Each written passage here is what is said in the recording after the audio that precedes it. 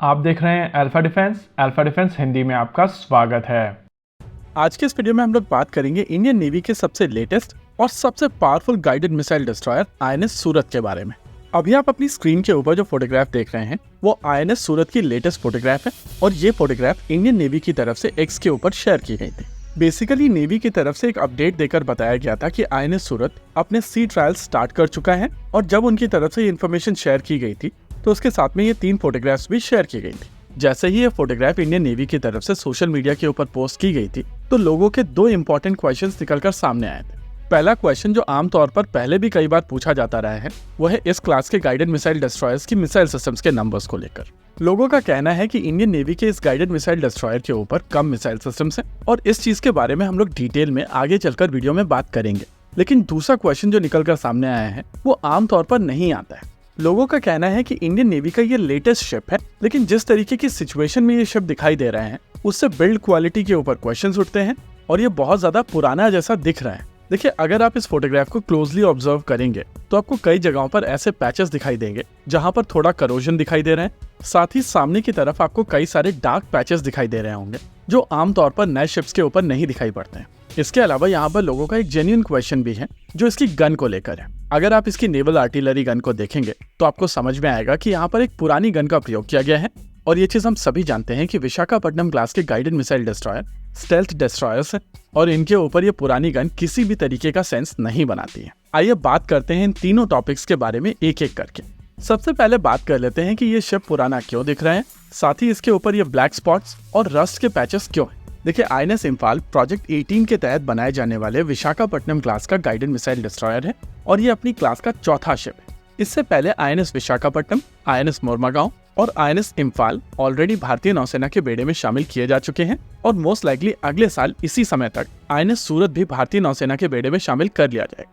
INS सूरत से पहले launch किया गया शिप यानी कि आईएनएस इम्फाल जब अपने सी ट्रायल्स के लिए जा रहा था तो कुछ इस तरीके से दिखाई दे रहा था। इस शिप के ऊपर भी आपको ब्लैक स्पॉट्स और रस्ट के दाग दिखाई देंगे, लेकिन जब ये सिस्टम सी ट्रायल कंप्लीट करके भारतीय नौसेना के बेड़े में शामिल किया जा रहा था तब ये शिप कुछ इस तरीके से दिख रहा था, यानी कि सभी तरीके के स्पॉट्स और रस्ट के मार्क जा चुके थे।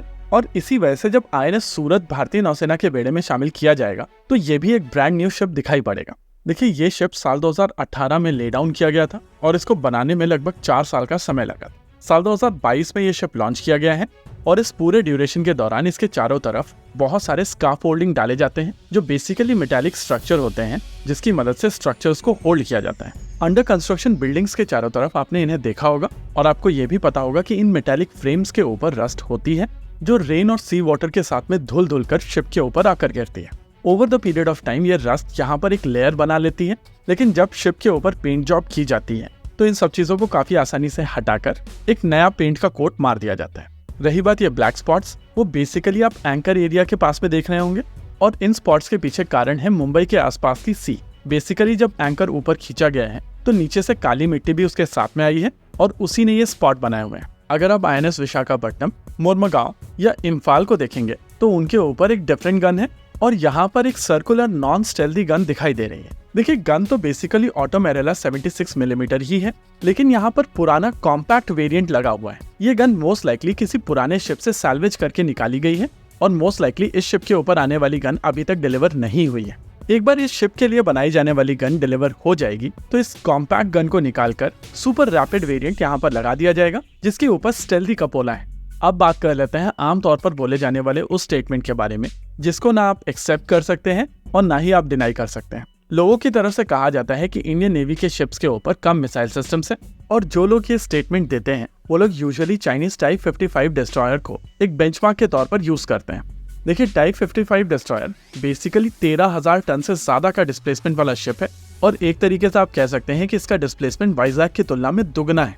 ऐसे में ये कंपैरिजन ठीक नहीं है। इसके अलावा हम लोगों को ये भी समझना पड़ेगा कि भारतीय नौसेना की बहुत सारी ऐसी मिसाइल सिस्टम्स हैं जो अभी अंडर डेवलपमेंट है और जब वो मिसाइल सिस्टम बनकर तैयार हो जाएंगी और उनके ऑर्डर्स हो जाएंगे तब यूनिवर्सल वर्टिकल लॉन्च सिस्टम के साथ में यहाँ पर नंबर्स को बढ़ाया जा सकता है और तब इंडियन नेवी के शिप्स के पास में ज्यादा फ्लेक्सिबिलिटी होगी।